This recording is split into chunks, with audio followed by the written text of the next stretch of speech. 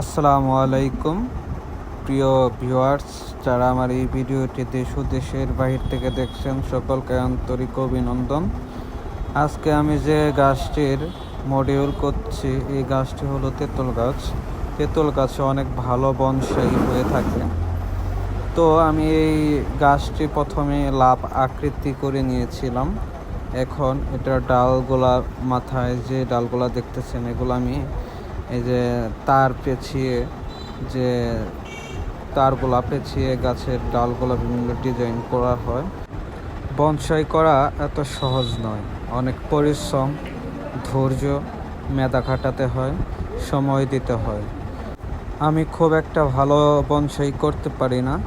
আমি অল্প দিন ধরেই চেষ্টা করতেছি বনসাই করার জন্য। তো বনসাই করার জন্য আমার কোনো পড়াশোনা নেই। তো আমার অভিজ্ঞ লোক যারা আছেন তারা অবশ্যই আমাকে সুপরামর্শ দিবেন, সবসময় পাশে থাকবেন। আমি যেন আপনাদের দোয়া এবং ভালোবাসা নিয়ে শখের বাগানকে সুন্দর একটা মডিউলে পরিণত করতে পারি। তো ভিডিওটি প্রথম থেকে লাস্ট পর্যন্ত দেখেন, অনেক কাজে লাগবে। ধন্যবাদ।